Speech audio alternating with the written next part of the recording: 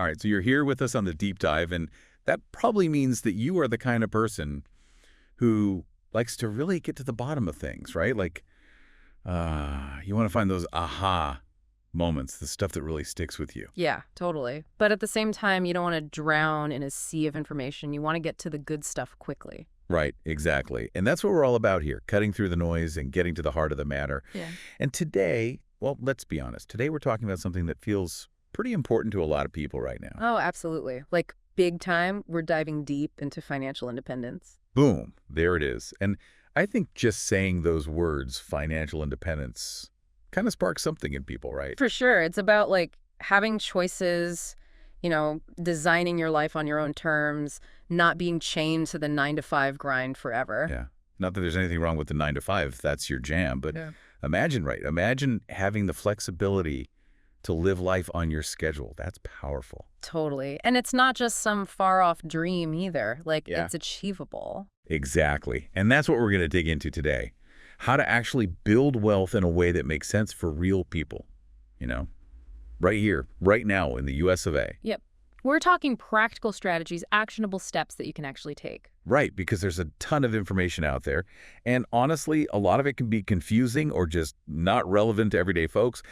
We've done a lot of digging, and what we found is that it really boils down to 3 key areas. 3 pillars. And if you can get these right, you're well on your way. Okay, so hit me with pillar number 1. What's the first thing we got to master? Saving and budgeting. Oh, the dreaded B word. Yeah. I know it doesn't sound super glamorous, but trust me, it's the foundation. You can't build a house without a solid foundation, and you can't build wealth without mastering your finances. Okay, that makes sense. But let's be real. It's tough out there, right? Everywhere you look, there's something trying to get you to spend money. Oh, for sure. The modern world is a minefield of temptation, right? You got ads everywhere. Social media's got everyone showing off their perfect lives, which are usually curated and filtered within an inch of their lives, by the way. Totally. It's like everyone's on this spending treadmill, Yeah. and it's easy to get caught up in it. Absolutely. And what's kind of crazy is how much psychology plays into it. Like, companies spend millions, billions even, figuring out how to make us want things, how to trigger those impulses to buy, buy, buy. So what's the antidote? How do we break free from that cycle? Awareness.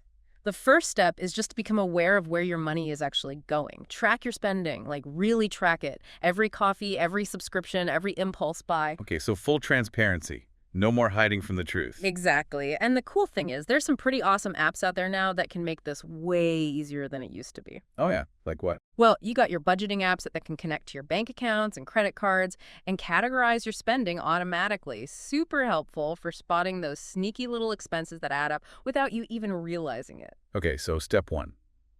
Track your spending. Get that clear picture. Right. And then once you see where your money's going, you can start making intentional choices about where you want it to go. So this is where the budget part comes in. But I think people hear that word and they immediately think restriction, deprivation, eating ramen noodles every night. Yeah, I get it. The word budget gets a bad rap, but it doesn't have to be like that.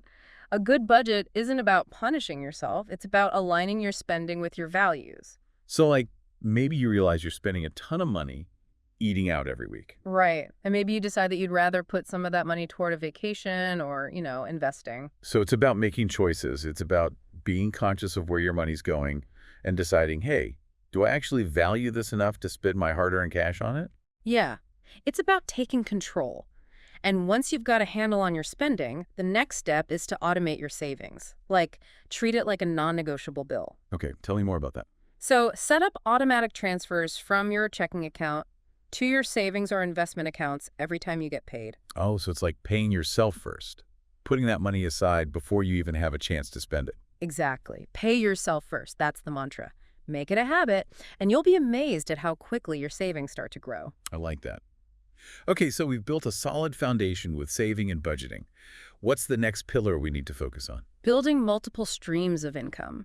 Because let's face it, relying on a single paycheck can feel kind of risky these days. Yeah, for sure.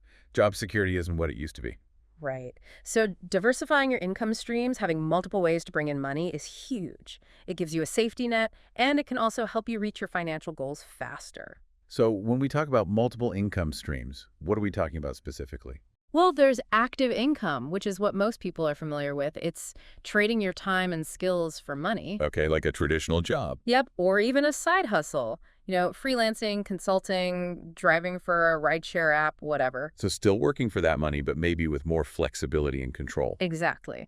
But then there's this whole other world of passive income, which is income that keeps coming in even when you're not actively working. Now that's interesting. Tell me more about that. So think about things like rental income from properties, dividends from stocks, royalties from books or music you've created, or maybe you have a blog or YouTube channel that generates ad revenue. Okay, so it's like building assets that work for you, even while you're sleeping.